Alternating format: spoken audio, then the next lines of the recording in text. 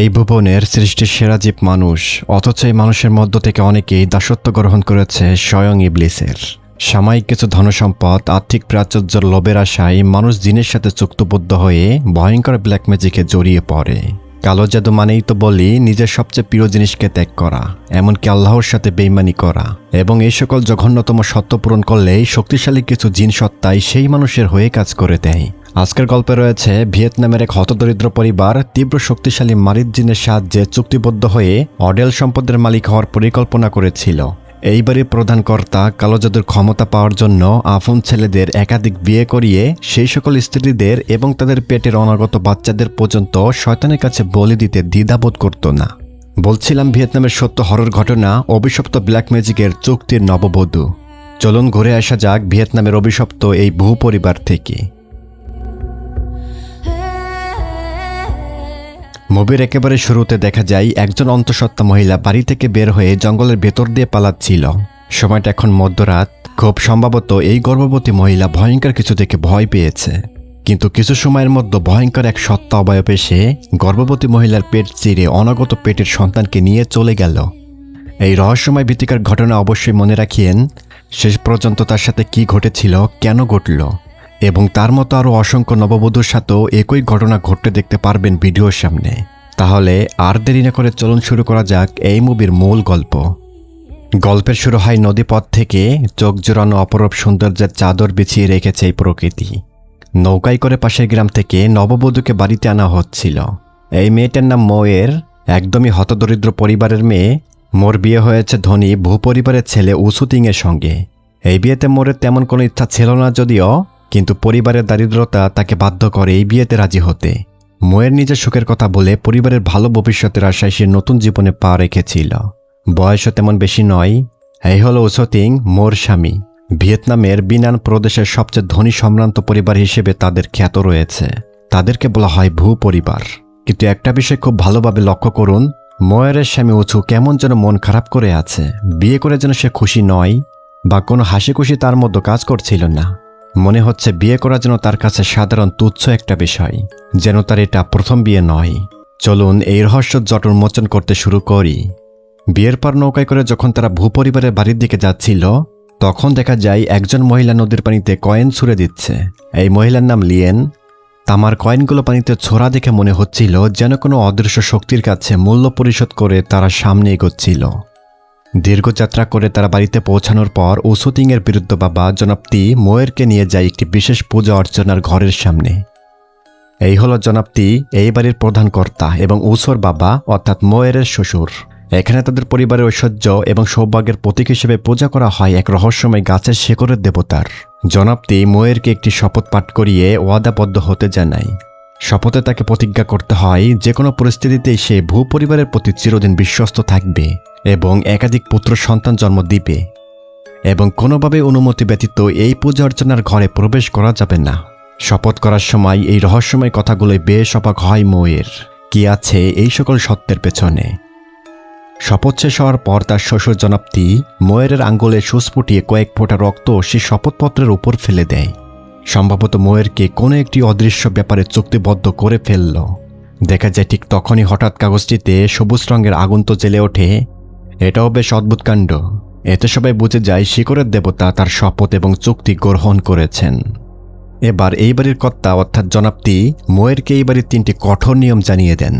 প্রথমত, এই পূজার ঘরে সে কখনোই প্রবেশ করতে পারবেন না। দ্বিতীয়ত, পূর্ণিমার রাতে কোনো অবস্থাতেই ঘরের বাইরে বের হওয়া যাবেন না। আর তৃতীয় নিয়মটা সবচেয়ে গুরুত্বপূর্ণ, সে কখনোই তার শাশুড়ি ফেয়াংয়ের সঙ্গে দেখা করতে পারবেন না। মানে মোয়ের কখনোই কোনো পরিস্থিতিতে তার শাশুড়ির অনুমতি ব্যতীত তার সাথে দেখা করতে পারবেন না, কথাও বলতে পারবেন না। হতভম্ব হয়ে যায় মোয়ের। এ আবার কী ধরনের অদ্ভুত শর্ত!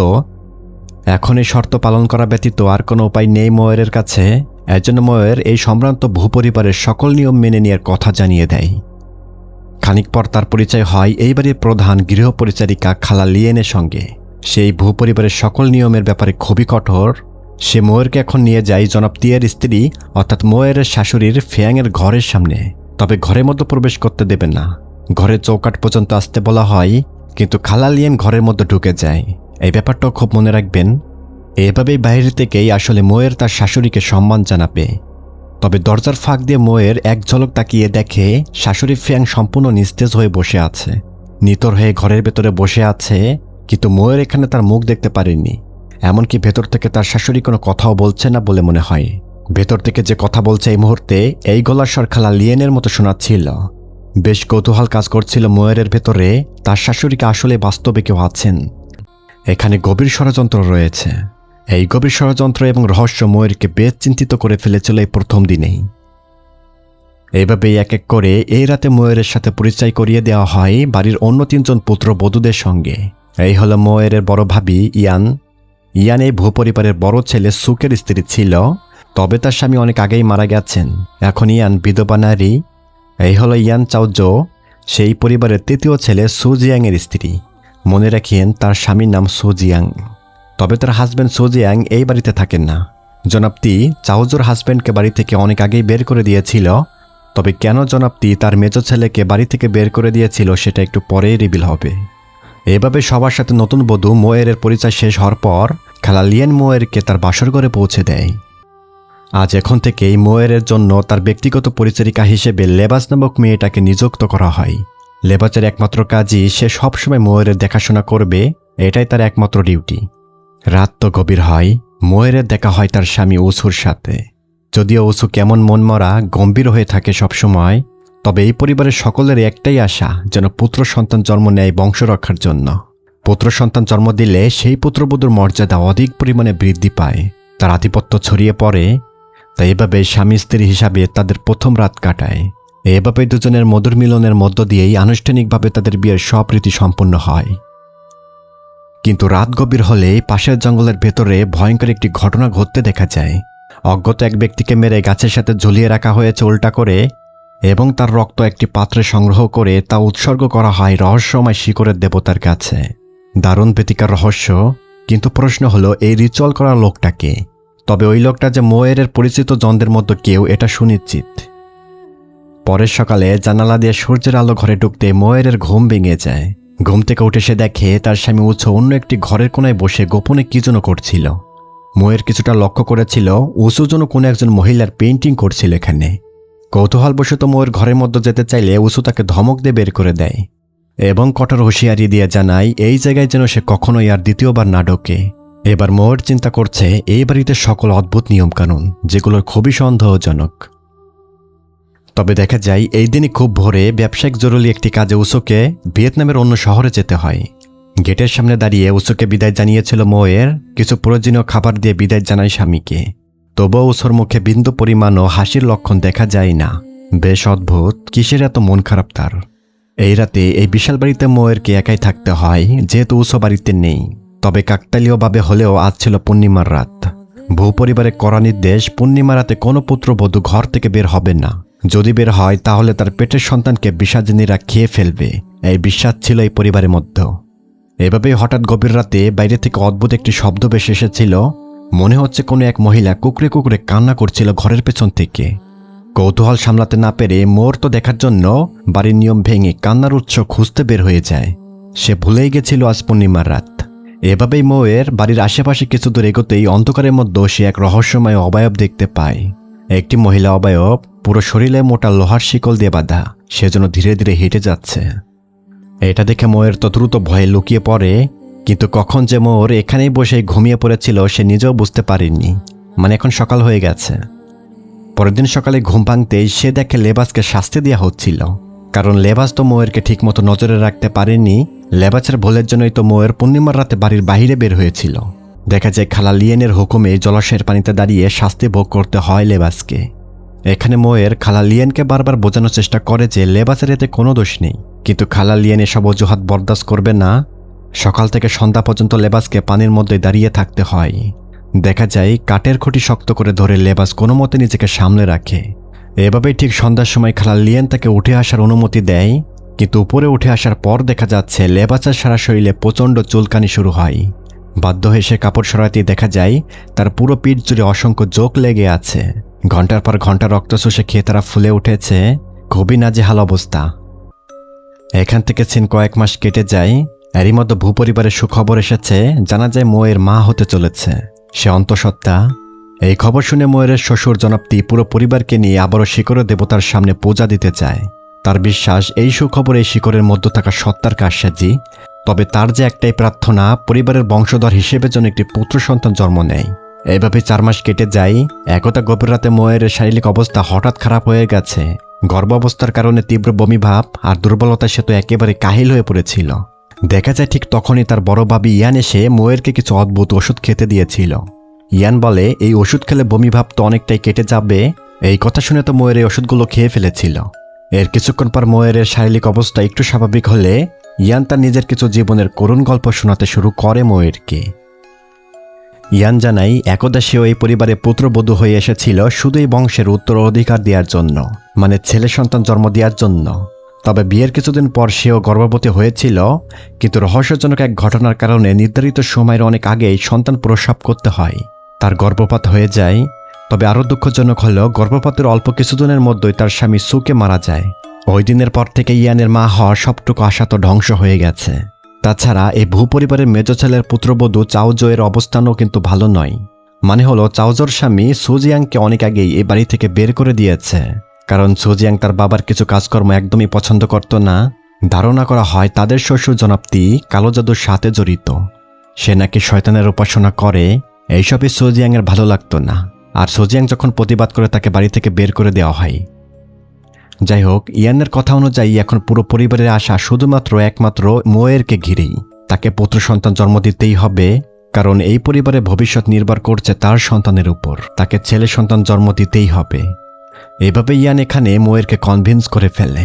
ছেলে সন্তান জন্ম দেওয়া কতটা গুরুত্ব এটা বুঝিয়ে দেয় ময়ূরকে। এভাবে আরও কয়েক মাস কেটে যায়। ময়ূরের গর্ভাবস্থা প্রায় শেষের দিকে, প্রায় 9 মাস হয়ে গেছে। সন্তান জন্মের সময় যতই ঘনিয়ে যাচ্ছিল ততই সে ঘরের মধ্যে বেশি সময় কাটাতে শুরু করে। একদা একদিন ঘরে বসেছিল ময়ূর, শরীরটাও তেমন ভালো লাগছিল না। এরই মধ্যে হঠাৎই পাশের ঘর থেকে ভেসে আসে এক নারীর করুণ কান্নার শব্দ। শব্দটা আসছিল তার স্বামী উৎসর সেই ব্যক্তিগত রুম থেকে। কৌতূহল সামলাতে না পেরে ময়ূর চুপিসারে ঘরের মধ্যে ঢুকে পড়েছিল। তবে ময়ূর দেখতে পায় কান্নার শব্দটি যেন একটি অদ্ভুত পেইন্টিংয়ের মধ্য থেকে ভেসে আসছে। লক্ষ্য করা যায় পেইন্টিংয়ে আঁকা ছবিটা মাথাবিহীন এক নারীর অবয়ব। ঠিক তখনই অবিশ্বাস্য একটা ঘটনা ঘটে এখানে। হঠাৎ করে পেইন্টিংয়ে থাকা অবয়বের পেট অস্বাভাবিকভাবে ফুলে উঠেছিল। মনে হচ্ছে তার পেটের ভেতরে থাকা কোনো বাচ্চা নড়াচড়া করছিল। মুহূর্তের মধ্যে যেন পেট ফেটে বেরিয়ে আসবে সেই নবজাতক। তবে এই দৃশ্য থেকে মনে হচ্ছিল কোনো একটি ভয়ঙ্কর শক্তি ময়ূরকে বোঝাতে চাচ্ছে তোমার পেটের ওই বাচ্চার পরিণতি ঠিক এইরকমই হতে যাচ্ছে, তাই সাবধান। এত ভয়ঙ্কর এই দৃশ্য দেখে আতঙ্কে চিৎকার করে ওঠে মো।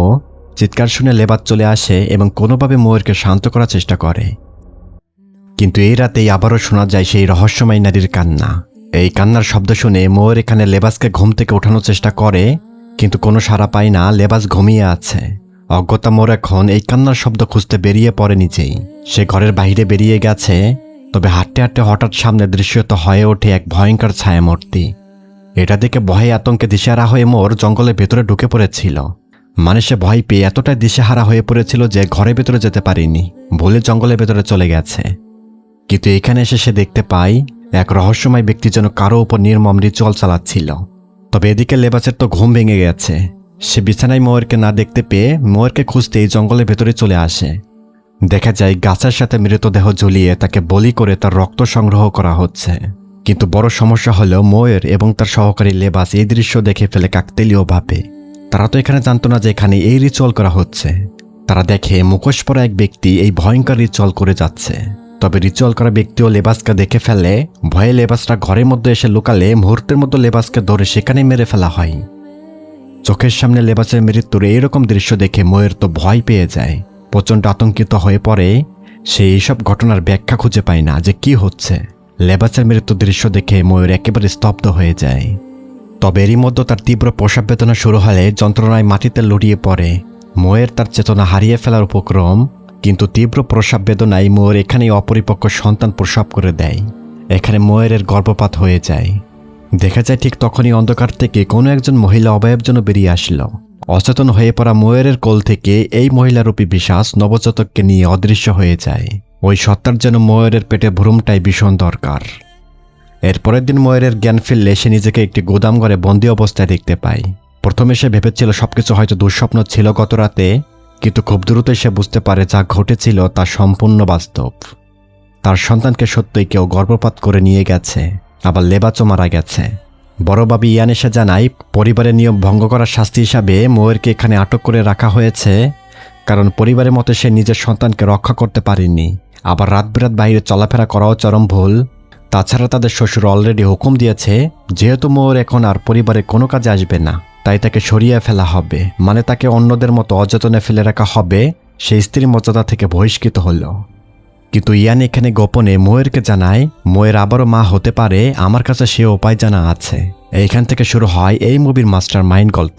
লক্ষ্য করুন, ইয়ান জানাচ্ছিল এমন একটি উপায় তার কাছে জানা আছে যার মাধ্যমে মোয়ের খুব দ্রুত সুস্থ হয়ে উঠতে পারবে এবং ভবিষ্যতে আবারও সন্তান ধারণ করতে সক্ষম হতে পারে। এই কথা বলে ইয়ান একটি ছোট্ট প্যাকেট মোয়েরকে দেয়। মোয়ের প্যাকেটটি খুললে দেখে ভেতরে 3টি জীবন্ত পোকা কিলবিল করছিল। তবে ইয়ান জানায় এগুলো সাধারণ কোনো পোকা নয়, এগুলো সিদ্ধ কবিরাজি পোকা। এগুলো নাকি তাদের পবিত্র নদীর অতল গভীর থেকে পাওয়া, যা অত্যন্ত বিরল এক ধরনের অলৌকিক ওষুধ। এভাবেই অন্য কোনো উপায় না থাকায় মোয়ের বাধ্য হয়ে পোকাগুলো গিলে খেয়ে ফেলেছিল। তাহলে মা হওয়ার বাসনা তাকে এই জঘন্য জিনিস খেতে বাধ্য করল। তবে কিছুক্ষণের মধ্যে তার শরীরে অদ্ভুত পরিবর্তন শুরু হয়। তার পিঠ জুড়ে অসংখ্য ফোস্কা উঠতে থাকে। মনে হচ্ছিল পোকাগুলো শরীরের ভেতর দিয়ে এদিক থেকে ওদিক বের হয়ে যাচ্ছে পিঠ চিরে। অসহ্য যন্ত্রণায় সে তো ছটপট করতে থাকে। তবে এই কষ্ট কিন্তু বৃথা যায়নি। এর অল্প কয়েকদিনের মধ্যেই আগের সকল ক্লান্তি ও অসুস্থতা থেকে মোয়ের জন্য সম্পূর্ণ বদলে যায়। তার শরীর আগের চেয়ে অনেক বেশি সতেজ হয়ে উঠেছিল। তার চেহারায়ও ফিরে এসেছিল উজ্জ্বলতা, এবং এজন্য সে আবারও উসোর স্ত্রী হিসেবে মর্যাদা পায়। একদা রাতে মদের নেশায় টলতে টলতে উসো হঠাৎ একটি দৃশ্য দেখতে পায় যা তাকে মুহূর্তে বাকরুদ্ধ করে দেয়। উসো দেখে তার চোখের সামনে যেন মোয়ের নয়, বরং বহু বছর আগে মরে যাওয়া নিজের প্রথম স্ত্রীর অবয়ব দেখতে পাচ্ছিল। তাহলে এখান থেকে জানা যায় উসোর প্রথম স্ত্রী মোয়ের নয়, এর আগেও তার স্ত্রী ছিল। তাছাড়া উসো সবসময় গম্ভীর থাকে, কারণ সে তার প্রথম স্ত্রীর কথা এবং সেই স্ত্রীর পেটে থাকা সন্তানের কথা আজও ভুলতে পারেনি। তার মানে মুভির শুরুতে দেখানো মহিলাই হচ্ছে উসোর স্ত্রী এবং তাদের অপরিপক্ক সন্তান। এখানে মাতাল হয়ে উসো মোয়েরকে সে প্রাক্তন স্ত্রীর রূপেই দেখতে পাচ্ছিল। অতি আবেগে নিজেকে আর সামলাতে না পেরে সে মোয়েরকে জড়িয়ে ধরে এবং নতুন সন্তানের জন্য তারা আবারও চেষ্টা করে। এখান থেকে কয়েক মাস পর আবারও সুখবর আসে, মোয়ের দ্বিতীয়বারের মতো গর্ভবতী হয়েছে। কিন্তু এই গর্ভধারণ মোকে আনন্দের চেয়ে আরও বেশি চিন্তায় ফেলে দিয়েছিল। এত কিছু ঘটার পরও কিভাবে সে আবারও সন্তান সম্ভাবনা হলো, সেই প্রশ্নের উত্তর তার কাছে নেই। তবে মোয়ের মনে সন্দেহ জাগে জিন বা কালো জাদুর কোনো চুক্তি আছে কিনা এখানে। মনের অশান্তি দূর করতে সে একটি বৌদ্ধ মন্দিরে প্রার্থনা করতে যায়, কিন্তু সেখানে গিয়েই ঘটে অদ্ভুত এক ঘটনা। সে যে দান দক্ষিণা নিয়ে গিয়েছিল, মন্দিরের সন্ন্যাসীরা তা গ্রহণ করতে চায় না। মনে হচ্ছিল তারা জানে এই অর্থের পেছনে কোনো অশুভ শক্তির ছায়া রয়েছে। মানে ভূপরিবারের অর্থ সম্পদ একেবারে অপবিত্র এবং রহস্যময় সম্পদ। দেখা যায় একজন প্রবীণ মহিলা ভিক্ষু বুঝতে পারে মোয়েরের মধ্যেই আছে শয়তান। তার মধ্যে থাকা অন্ধকার শক্তির উপস্থিতি অনুভব করতে পারছে মহিলা। এজন্য সে মোকে সাবধানে থাকতে বলে এবং একটি কথাই বারবার বলতে থাকে, কাউকে অন্ধভাবে বিশ্বাস করবে না। মানে ইয়েন যে পোকামাকড়গুলো খাইয়েছিল এবং এরপর তো মোয়ের গর্ভবতী হলো, তাহলে ভিক্ষু ইয়ানকে সন্দেহ করে কথাগুলো বলল। তাকে বিশ্বাস করা উচিত নয়, কারণ ইবলিস নানানভাবে মানুষকে ধোঁকা দিতে সক্ষম। এভাবে বাড়িতে ফিরে মোয়ের আরেকটি চমকপ্রদ বিষয় জানতে পারে। সে দেখে তার স্বামী উসোর আরেকটি স্ত্রী এ বাড়িতে এসেছে, সেও গর্ভবতী। যদিও এই স্ত্রীর কথা মোর জানত না। এতদিন পর্যন্ত পরিবারের এই উপপন্থীর কথা কারোর সামনে প্রকাশ করা হয়নি। এবার যখন এই পুত্রবধূটাও সন্তান সম্ভাবনা হয়েছে, তখন জনাবটি সবাইকে জানিয়ে দেয় যে পুত্রবধূ ভূবংশে একটি ছেলে নাতি উপহার দিতে পারবে, তাকে সে অধিক সম্পদ এবং অগ্রাধিকার দিয়ে পুরস্কৃত করবেন। শ্বশুরের মুখে এইসব কথা শুনে মোর তো ইয়ানের কাছে আবারও সাহায্য চায়। সে জানতে চায় এমন কোনো ওষুধ আছে কিনা যা খেলে তার সন্তানকে সর্বোচ্চ নিরাপদে জন্ম দিতে সাহায্য করবে। মানে এবার মোয়ের কোনোভাবেই এই বাচ্চা শয়তানের বলি হতে দিবেন না। তবে ইয়ান কিছু ওষুধের পুটলা বের করে জানায় এই ওষুধ সে নিজেও একসময় ব্যবহার করেছিল এবং এতে ভালো ফলও মেলে। তবে এই ওষুধ দেখতে একখান্ডা রক্তপিণ্ডের মতো লাগছিল, বিষয়টা মনে রাখিয়েন। তবে ইয়ান জানায় এই ওষুধে খুব গুরুত্বপূর্ণ একটি উপাদান এখনও বাকি আছে, সেটা মিশিয়েই খেতে হবে, তাহলে তোমার পেটের বাচ্চা সুন্দরভাবে ভূমিষ্ঠ হবে। ইয়ান জানায় সেটা হলো গভীর পানির পবিত্র শিকড়, যে শিকড়টি পূজার ঘরে সংরক্ষণ করে রেখেছে আমাদের শ্বশুর। মোয়ের জানত সেই ঘরে প্রবেশ করা সম্পূর্ণ নিষিদ্ধ, তাহলে কিভাবে সে আনবে ওই শিকড়ের থেকে কিছুটা অংশ। ইয়ান মোকে জানায় পূজার ঘরের চাবি তাদের শাশুড়ির ঘরে রাখা আছে। ওখান থেকে চাবি এনে পূজার ঘরে ঢুকতে হবে। দেখা যায় ইয়ান যে শাশুড়ির ঘরে ঢুকে চাবিটা চুরি করে আনছিল। বাইরে দাঁড়িয়ে অপেক্ষা করছে মোয়ের। এইভাবে চাবি হাতে পেয়েই মো দ্রুত নিষিদ্ধ পূজার ঘরে ঢুকে পড়ে। এখানে রাখা বিশাল আকৃতির অদ্ভুত গাছের শিকড়। তবে এই শিকড়কে কেন পূজা করা হয়, তাছাড়া কি রহস্য রয়েছে শিকড়ের মধ্যে। দেখা যায় মোয়ের ভিতরে ঢুকে এই অদ্ভুত শিকড় থেকে সামান্য কিছুটা অংশ কেটে নেয়। কিন্তু ঠিক তখনই চোখের সামনে অবিশ্বাস্য একটা দৃশ্য দেখা যায়। শিকড়গুলো যেন হঠাৎই জীবন্ত হয়ে নড়াচড়া শুরু করতে ধরে। মুহূর্তের মধ্যে আরো লম্বা হয়ে বাড়তে থাকে। আবার রক্তের মতো গলগল করে কি যেন বের হচ্ছিল। ঘটনাটি দেখে বেশ ভয় পেয়েছে মোয়ের এই অলৌকিক ঘটনা ইয়ানকেও জানায়। কিন্তু ইয়ান স্বাভাবিকভাবেই বলে এটা তো স্বাভাবিক, আর ওগুলো তেমন কিছু না। এভাবে ইয়ান মোয়েরের নিয়ে আসা শিকড় দিয়ে বিশেষ ওষুধ তৈরি করে এবং মোয়েরকে খাইয়ে দেয়। ওষুধ খাওয়ার কিছুক্ষণের মধ্যেই মোয়ের একের পর এক ভয়ঙ্কর দৃশ্য দেখতে শুরু করে। সে যেন এখন এক অদ্ভুত মোহই চলে গেছে। তার চোখের সামনে ভেসে উঠেছিল সেই নিষিদ্ধ পূজার ঘর। দেখা যায় সেখানে অসংখ্য শিশুর আত্মা এবং এই পরিবারের বহু পুত্রবধূর অশান্ত আত্মার মতো অবয়ব ঘুরে বেড়াচ্ছিল। তারাও শপথ গ্রহণ করছে যেন, তবে তারা প্রত্যেকে যেন অপমৃত্যু হয়ে মারা গেছে। তাহলে মোয়েরের আগেও অসংখ্য মেয়ে পুত্রবধূ হয়ে এসেছিল এই বহু পরিবারে। তাছাড়া পূর্বের সকল পুত্রবধূকেই রহস্যজনকভাবে বলি হতে হয়েছে। কিন্তু সবচেয়ে ভয়ঙ্কর দৃশ্যটা হলো মোয়ের দেখতে পায় ইয়ানও একদা সন্তান জন্ম দিয়েছিল। কিন্তু ইয়ানের সন্তান ভূমিষ্ঠ হওয়ার সঙ্গে সঙ্গে খালালিয়েন নিষ্পাপ সেই নবজাতককে ওই ঘরের মধ্যে অন্ধকারে কারো কাছে উৎসর্গ করতে চলে যায়। এই দৃশ্য দেখে মোয়ের তীব্র ভয় পেয়ে জ্ঞান হারিয়ে ফেলে। পরের দিন সকালে বাড়ির অন্য এক পরিচারিকা পানি আনতে গিয়েছিল বাড়ির পেছনে থাকা কূপে। হঠাৎই মেয়েটা ভয়ঙ্কর কিছু দেখতে পায়। তার পা যেন জমাট রক্তের মধ্যে পিচ্ছিল খায়। সে তো চরম ভয় পেয়ে দ্রুতই উসুকে ডেকে আনে। মোয়েরের স্বামী উসু ঘটনাস্থলে সেই বেশ হতভম্ব হয়ে যায়। দেখা যায় গাছের শিকড়ের মধ্যে পড়ে আছে উসুর সেই স্ত্রীর নিথর দেহ। এই স্ত্রী ছিল মোয়েরের আগের জন। সেও তো গর্ভবতী ছিল। দেখে মনে হচ্ছে তার পেট চিরে নবজাতককে বের করে নেওয়া হয়েছে। আবার মহিলাটার হাত পা ভেঙে তছনছ করে ফেলেছে। দেখে মনে হচ্ছিল কোনো ক্ষিপ্র ভয়ঙ্কর শক্তি তাকে নির্মমভাবে হত্যা করেছে। তবে উসুর কাছে বা এই পরিবারের জন্য এই সকল মৃত্যুর ঘটনাগুলো মোটেও নতুন কোনো বিষয় নয়। এমন রহস্যময় মৃত্যু এই পরিবারে আগেও বহুবার ঘটেছে। এতে তারা অভ্যস্ত। তবে উসু সবকিছু মিলিয়ে এবার বুঝতে পারে এই সকল ঘটনাকে আর কাকতালীয় বলে উড়িয়ে দেওয়া যাবে না। এই নির্মম পৈশাচিক ভয়ঙ্কর ঘটনার অবসান করতেই হবে। কারণ কোনো এক ভয়ঙ্কর জিন বা খারাপ শক্তি এই পরিবারের সন্তান জন্মলাভ করতে দিচ্ছে না। এবার উসু সরাসরি তার বাবার কাছে গিয়ে সত্যটা জানতে চায়। কি রহস্য আছে এই মৃত্যুর পেছনে বাবা বলো। তবে আর কিছু লুকিয়ে না রেখে জনাবটি এমন এক গোপন সত্য প্রকাশ করে আজ, যা শুনে উসুর পায়ের নিচ থেকে যেন মাটি সরে যাওয়ার উপক্রম হয়। জনাবটি জানায় এই ভূ পরিবারে প্রজন্মের পর প্রজন্ম ধরে যে বিপুল সম্পদ আর ক্ষমতা টিকে আছে, তাদের যে আধিপত্য বিস্তার হয়েছে পুরো ভিয়েতনাম জুড়ে, তবে এসবের পেছনে রয়েছে এক ভয়ঙ্কর গোপন চুক্তি। হ্যাঁ, কালো জাদু বা ব্ল্যাক ম্যাজিক, শয়তানের দাসত্ব করা। জনাবটি বলছে কয়েক বছর আগেও তারা ছিল চরম হতদরিদ্র পরিবার। দিন এনে দিন খেত, কোনোভাবেই সংসারের অভাব অনটন যাচ্ছিল না। কিন্তু একদা জনাবটি মাছ ধরার জন্য নদীতে গিয়েছিল সন্ধ্যার সময়। এই নদীতে সে রহস্যময় একগুচ্ছ অদ্ভুত শিকড় ভাসতে দেখেছিল। জনাবটি ভেবেছিল এই শিকড় বাড়িতে নিয়ে শুকিয়ে বাজারে বিক্রি করে অল্প কিছু হলেও টাকা পাওয়া যাবে এবং তা দিয়ে চাল ডাল কিনে নিয়ে বাড়িতে যাওয়া হবে। কিন্তু হঠাৎই শিকড়ের মধ্য থেকে গম্ভীর পুরুষালী কণ্ঠে বলে ওঠে, মানে শিকড়ের মধ্য থাকা একজন ভয়ঙ্কর মারিদ সম্প্রদায়ের জিন বলে, আমাকে বাড়ি নিয়ে পূজা করো, আমার জন্য নরবলি করো। বিশেষ করে নবজাতক এবং গর্ভবতীদের বলি করলে জনাবটিকে অঢেল সম্পদশালী করে দেওয়া হবে। অর্থাৎ প্রতিবারই পুত্রবধূদের গর্ভের ভ্রূণকে শয়তানের উদ্দেশ্যে বলি দিতে হবে। এভাবেই ভূপরিবার হয়ে উঠবে এই দেশের সবচেয়ে সম্ভ্রান্ত পরিবার। জনাবটির চরম অবাক হয়ে গিয়েছিল এইসব অদ্ভুত কথাবার্তা শুনে। শিকড়ের মতো থাকা শক্তিটা জানাই, এখন জনাবটি আমার চুক্তিতে রাজি হলে সে যেন প্রথমে তার রক্ত দিয়ে চুক্তিবদ্ধ হয়।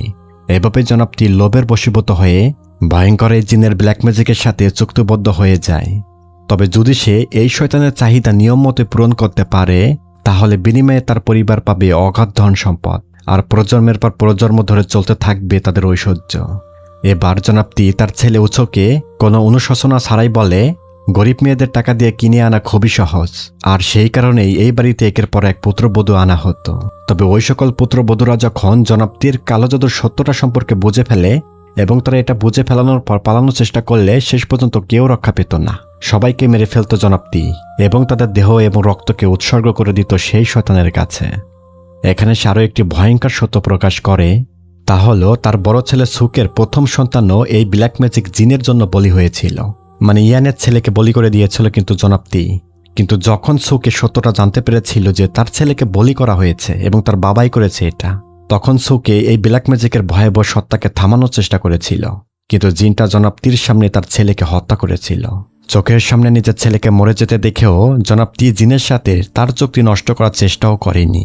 তবে সবচেয়ে দুঃখের বিষয়, তার স্ত্রী ইয়ান আজও জানেই না তার স্বামীর মৃত্যুর আসল কারণ কি ছিল, কে তাকে মারল।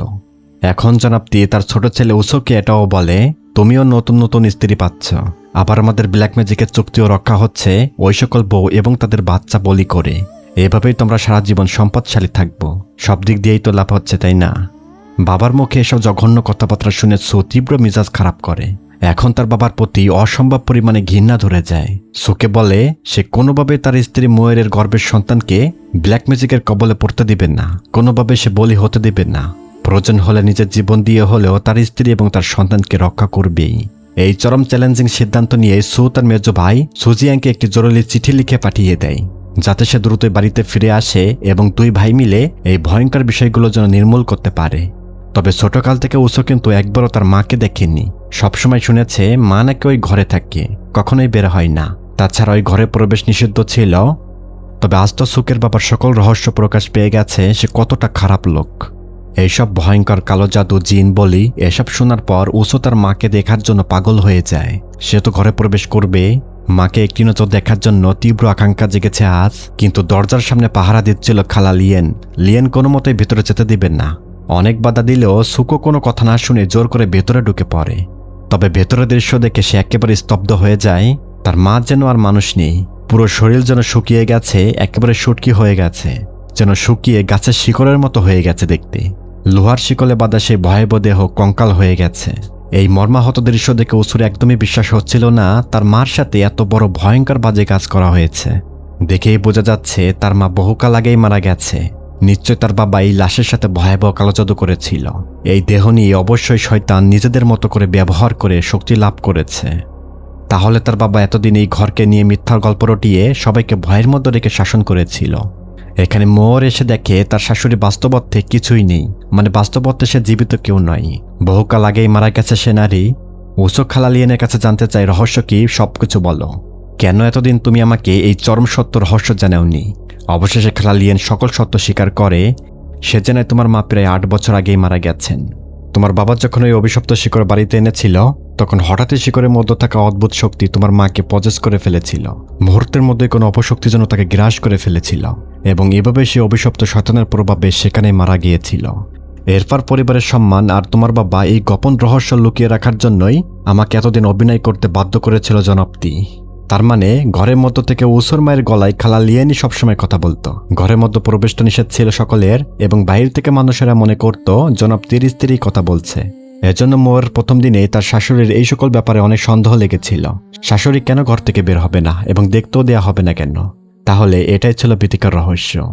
কিন্তু এখানে উসোর মনে আরও একটি গভীর প্রশ্ন জাগে, তা হলো যদি কোনো মারিদ জিন শয়তান এতদিন তার মায়ের শরীরেই বাস করে থাকে, তাহলে এখন সে ভয়ঙ্কর জিনটা বা সত্তাটা কোথায়?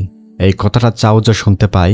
এজন্য সে বলে এমনও হতে পারে জিনটা এখন তাদের পরিবারের বড় ভাবি ইয়েনের শরীরে বাস করছে, কারণ দিনের বেলায় তাকে প্রায় কখনোই দেখা যায় না, কোথায় যেন থাকে। তবে ইয়ানের শরীরে জিন শয়তান থাকতে পারে বা আছে, এটা শুনে মোয়ের চরম দুশ্চিন্তায় পড়ে যায় এখন। কারণ গত রাতেই তো ইয়ানের কথা মতো পূজার ঘর থেকে অভিশপ্ত গাছের বাকলের তৈরি ওষুধ খাইয়ে দিয়েছিল ইয়ান তাকে। তার মানে ইয়ানের মধ্যে থাকা শক্তিটা মোর এবং তার পেটের বাচ্চাকে নিয়ে যাবেই। তাছাড়া এখানে চাউজোর সন্দেহের কথাগুলো শুনে উঁচু এখানে এক মুহূর্ত দেরি করতে চায় না। এখন তার সিদ্ধান্ত হলো আজ রাতেই মোরকে নিয়ে এই অভিশপ্ত বাড়ি থেকে পালিয়ে যাবে। এখানে থাকলে তার সন্তান ভূমিষ্ঠ নাও হতে পারে। তবে দেখা যায় উঁচু এই বাড়ি থেকে ছেড়ে যাওয়ার আগে সে পূজার ঘরে আগুন লাগিয়ে দেয়। আসলে উঁচু ভেবেছিল এই অভিশপ্ত শিকড় পুড়িয়ে দিলে হয়তো কালো জাদু কেটে যাবে, শয়তান এখানে থাকতে পারবে না। উঁচু আগুন লাগিয়ে ঘর থেকে বের হয়ে চলে যেতে নেয়। তার পরিকল্পনা মতো পুরো বাড়িতে হুড়োহুড়ি শুরু হয়ে যায়। বাড়িতে থাকা সকল পরিচারিকা আগুন নেপাতে ব্যস্ত হয়ে পড়েছিল। এইভাবে উৎস দ্রুত মোয়েরকে নিয়ে পালাতে শুরু করে। তারা যাচ্ছিল বাড়ির পেছনের জঙ্গল দিয়ে, কিন্তু তারা বেশি দূর হেঁটে যেতে পারেনি। মোয়ের শরীর তো ভালো না, হাঁটতেও পারছিল না। আবার ইয়ানরূপী অপশক্তিতে তারও অনেক ক্ষতি করে ফেলেছে আসলেই। উঁচুই প্রথমবারের মতো মোয়েরকে বলে সে সত্যই ভালোবাসে তাকে।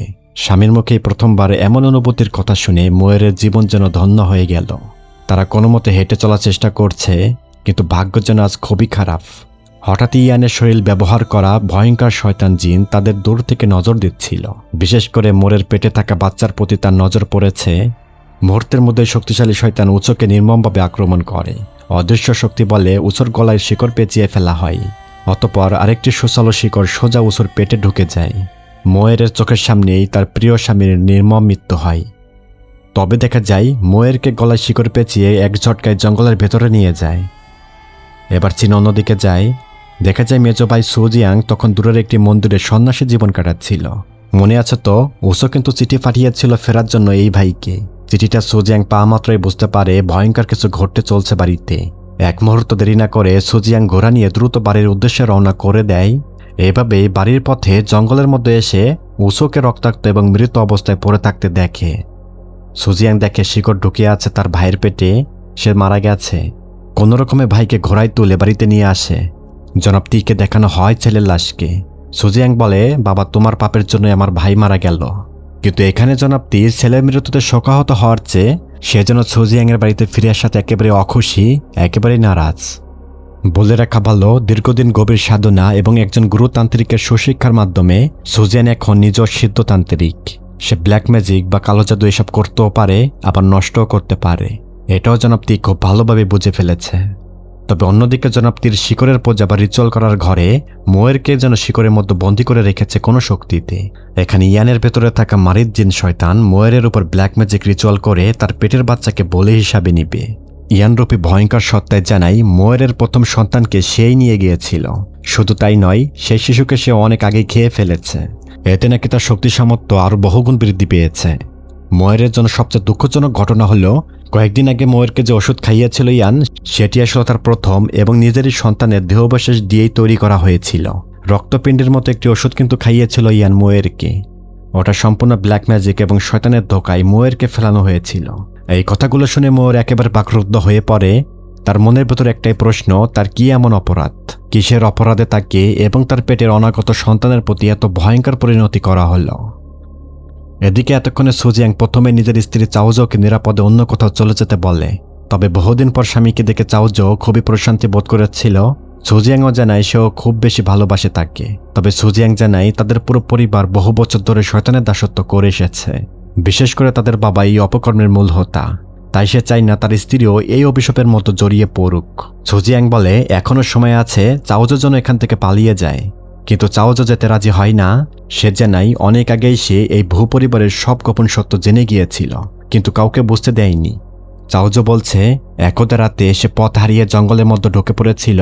তখন চাওজো নিজের চোখে দেখেছিল তার শ্বশুর জনাব তি কিভাবে কয়েকজন দাসীকে নির্মমভাবে হত্যা করছিল। ব্ল্যাক ম্যাজিকে এবং শয়তানকে খুশি করার জন্য তাদেরকে বলি দিচ্ছিল। ওই দিন থেকেই সে সবকিছু বুঝে গিয়েছিল তার শ্বশুর মোটেও সৎ মানুষ নয়, সে পুরোপুরি শয়তানের দাসত্ব করে। তাই এখন সে পালিয়ে যাবে না। সে তো তার স্বামী সুজিয়াংয়ের পাশে থেকেই এই অভিশপ্ত শয়তানের নির্মূল দেখতে চায়। এখান থেকে কথা শেষ করে সুজিয়াং তার বাবা রিচুয়াল করার ঘরে গিয়ে দেখে এখানে অদ্ভুতভাবে মোয়েরকে বন্দী করে রাখা হয়েছে। যদিও সুজিয়াং বুঝতে পেরেছিল এটা তার ভাই উসোর বউ। এখন সুজিয়াং কিছু তন্ত্রমন্ত্র দিয়ে রিচুয়াল করে এই মায়াবী বাঁধন খোলার চেষ্টা করেছিল।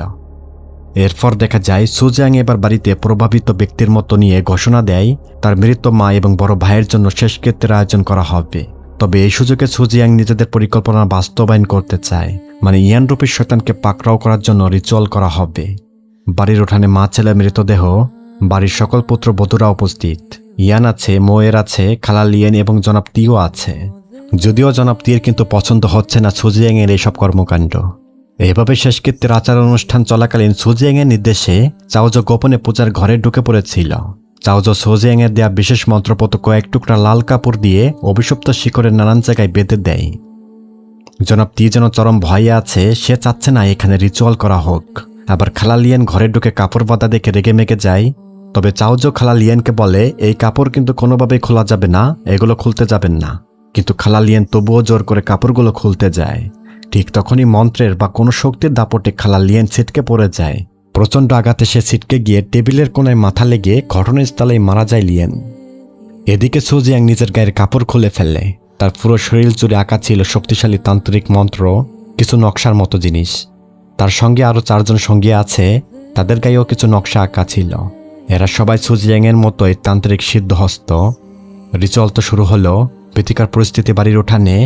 জনাব তি সুজিয়াংকে মারধর করে রিচুয়াল বন্ধ করার চেষ্টাও করছিল। আসলে অশুভ কোনো শক্তিটা জনাব তিকে তার নিয়ন্ত্রণে এনে সুজিয়াংয়ের উপর হামলা করতে বাধ্য করছিল এখানে। তবে তার শ্বশুর যে সুজিয়াংকে মারধর করছে এবং রিচুয়ালে বাধা দেওয়ার চেষ্টা করছে, এর জন্য ময়ের একটি বড় মাটির পাত্র দিয়ে তার শ্বশুরের মাথায় আঘাত করে তাকে অচেতন করে দেয়। এটা করা ছাড়া আর কোনো উপায় ছিল না। তাছাড়া আরও ভয়ঙ্কর বিষয় হলো, এখানে দাঁড়িয়ে থাকা ইয়ান সুজিয়াংয়ের এইসব রিচুয়াল সহ্য করতে পারছিল না। পাগলের মতো হয়ে ছটপট করছিল। বোঝাই যাচ্ছে ইয়ানের মধ্যে থাকা শক্তিটাই হলো শক্তিশালী মারিত বা অভিশপ্ত শয়তান। দেখা যায় মন্ত্রপুত বিশাল প্রার্থনা বা পুঁথির মালার মতো জিনিস দিয়ে তারা ইয়ানরূপী শয়তানকে আটকে ফেলতে সক্ষম হয়। তবে এই সত্তা এত সহজে হার মানছে না। তার গায়ে অসম্ভব শক্তি। আবার সবাইকে জাদু প্রয়োগ করে নাজেহাল করে দিচ্ছিল। কিন্তু এই 4 জনও কম চতুর নয়। তারাও বিশেষ পদ্ধতির মাধ্যমে দমন করে দিয়েছে মারিতকে। এখন দেখুন ইয়ানের রূপ চেঞ্জ হয়ে গেছে, কেমন যেন শুকনো ভৌতিক কদাকার রূপ ধারণ করেছে সত্তাটা। তবে সুযোগ বুঝে সুজিয়াং পূজার ঘরে ঢোকে এবং তার আধ্যাত্মিক বিদ্যা দিয়ে রিচুয়াল শুরু করে। অল্প সময়ের মধ্যে অভিশপ্ত শিকড়ে আগুন লাগিয়ে দেয়। বাইরে তো চলছে ভয়াবহ রিচুয়াল। নাচেহাল অবস্থা এখন অশুভই সত্তার। তবে শিকড়ে আগুন ধরাতেই ইয়ানের বিকৃত শরীরে থাকা মারিত জিনটা যন্ত্রণায় চিৎকার চেঁচামেচি করতে শুরু করে। আর্তনাদ করছিল। তবে মুহূর্তের মধ্যে তার আসল পচা গলা বিকৃত রূপ যেন সবার সামনে প্রকাশ পায়। দেখতে খুবই ভয়ঙ্কর, আবার কেমন যেন নিস্তেজ হয়ে পড়লে এই সত্তা। সুজিয়াং তার বিশেষ মন্ত্রপত ছুরি দিয়ে এই বিকৃত শয়তানের কপালে আঘাত করে। তবে প্রচণ্ড এক আর্তনাতে এই খারাপ শক্তির শরীর আগুনে পুড়ে ধীরে ধীরে যেন ছাই হয়ে বিলীন হয়ে গেল। মনে হচ্ছিল অবশেষে সবকিছুর অবসান হলো, শয়তান পালিয়ে গেছে। কিন্তু ঠিক তখনই চাওচো দৌড়ে এসে চিৎকার করে সবাইকে জানাই, ময়েরের প্রসব বেদনা শুরু হয়ে গেছে, সম্ভবত তার সন্তান ভূমিষ্ঠ হবে। সুজিয়াং দ্রুত ময়েরের কাছে যায়। যেভাবেই হোক ময়েরকে সমস্ত অপশক্তি থেকে সুরক্ষা দিতেই হবে। তার হাতে শক্ত করে ধরা ছিল মন্ত্রপত লোহার দণ্ড, কারণ তার বিশ্বাস মারিত জিনের জাদুর প্রভাবে এখনও পুরোপুরি ধ্বংস হয়নি। এভাবে কিছুক্ষণের মধ্যেই ময়ের একটি সুস্থ সন্তান জন্ম দেয়।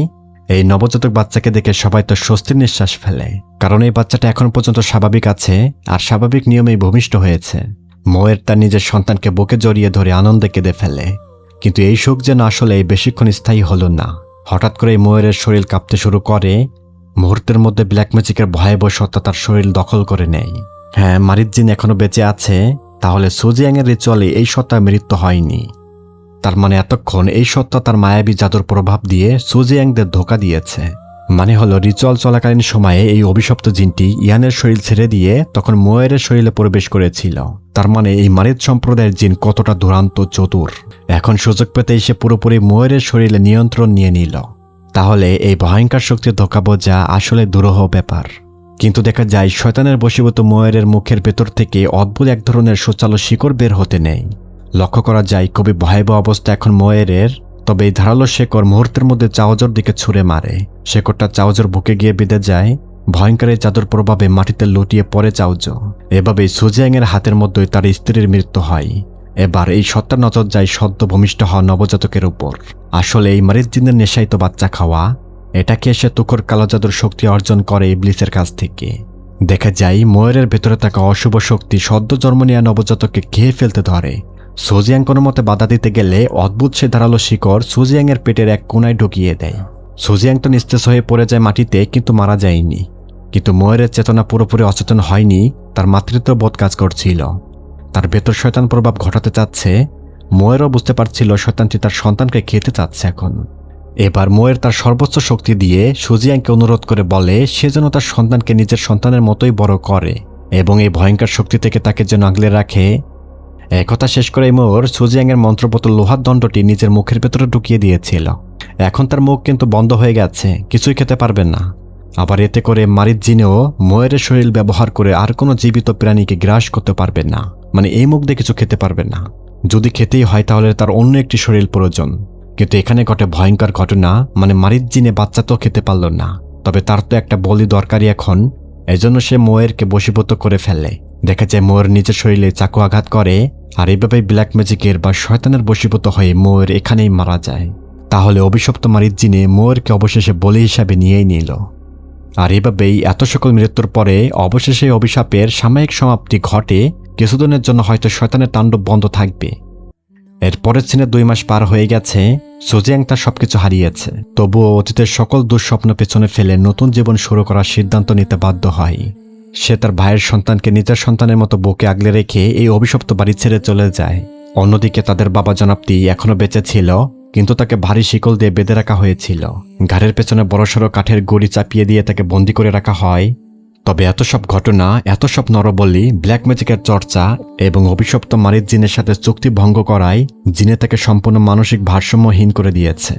একাই বসে কথা বলে, অদৃশ্য কেউ যেন তাকে ঘিরে ভয়ানক মোহে আটকে দিয়েছে। সে এখন পাগল উন্মাদ। তাহলে শয়তানের দাসত্ব করা কতটা বোকামি! এই ভয়ঙ্কর লোভ মানুষকে সর্বনিম্ন স্তরে পতিত করে নিঃস্ব করে দেয়। তাহলে এইভাবে সিনেমাটির গল্প শেষ হয়। সত্যি বলতে এই মুভির গল্পটা বেশ দারুণ ছিল, আমার কাছে বেশ ভালোই লেগেছে। তাছাড়া এটি বেশ অগোছালো চাইনিজ বা ভিয়েতনামি ভাষার মুভি, তো তাই যতটা সম্ভব গুছিয়ে বুঝিয়ে এক্সপ্লেন করেছি আপনাদের জন্য। তা কেমন লেগেছে ভিডিওটা জানিয়ে দিন কমেন্টে। এখানেই বিদায় নিচ্ছি, ভালো থাকবেন।